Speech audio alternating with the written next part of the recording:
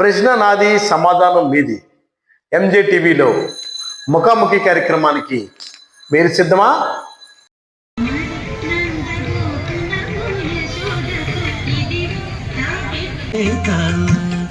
అరచేసి మాణికము పంతమా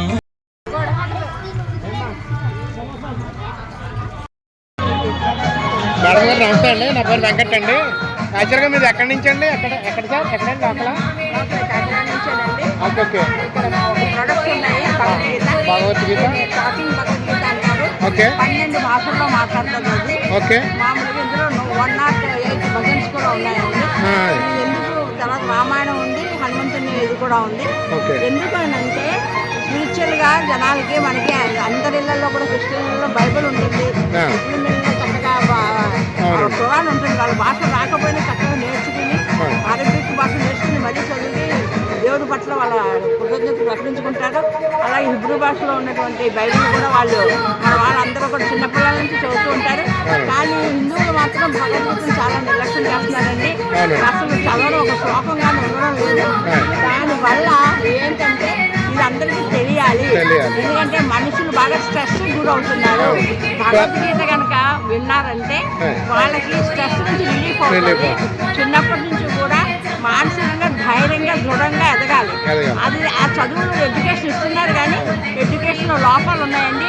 only ఉద్యోగం అనే పెంచుతున్నారు పిల్లల్ని.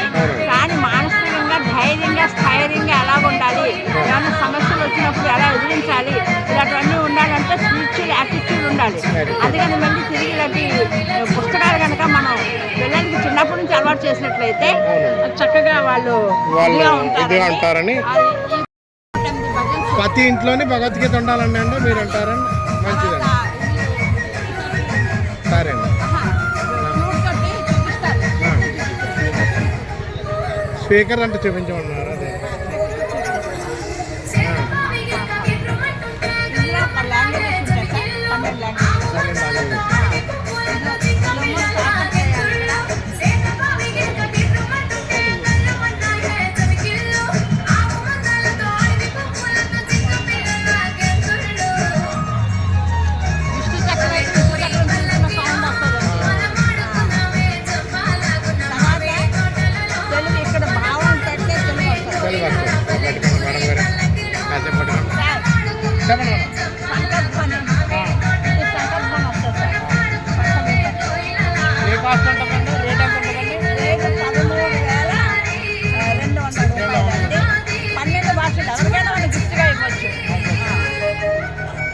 భగవద్గీత అనేది మనకి ప్రతి ఇంట్లోనే ఉండాలి.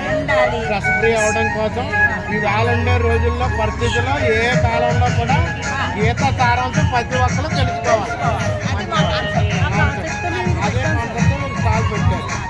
అంటే గీత మత గ్రంథాలలో జరిగేంత ప్రచారం భగవద్గీతలో జరగట్లేదు. ఆ గీత అనేది ప్రతి పిల్లవాడి చేతి నుంచి వెళ్ళాలండి.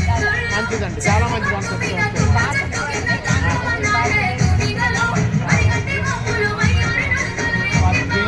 గీతా పఠనం అనేది జరగాలి ప్రతి ఇంట్లో, ప్రతి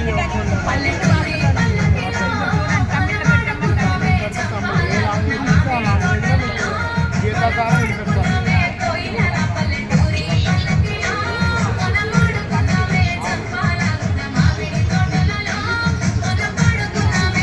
ఏ లాంగ్వేజ్లో కలిసి ఆ లాంగ్వేజ్లో చాలా మంచిది.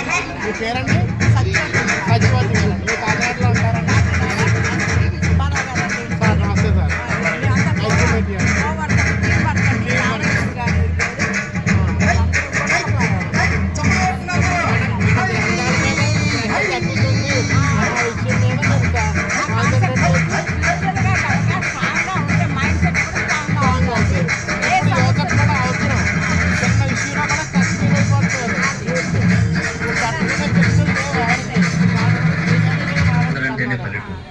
ఆ పచ్చని పైరు, అక్కడ ఉండే మనుషులు, ఒకరినొకరు పిలుచుకునే పిలుపులు కలిగే అనుభూతి ఎక్కడికి వెళ్ళినా, ఎన్ని దేశాలు చుట్టినా కలదు.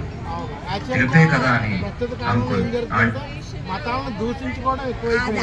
ఆ పరిస్థితి నుంచి మన మతం మన గ్రంథాన్ని కూడా చూపించాలనే ఉద్దేశంతో వచ్చింది. అసలు అమ్మ, నాన్న, బాబాయ్, పిన్ని, తాతయ్య, మామయ్య, అన్నయ్య, తమ్ముడు, అక్క, చెల్లి అని పిలిచే పిలుపులోనే ఆత్మీయత, అనురాగాలు ఉంటాయి.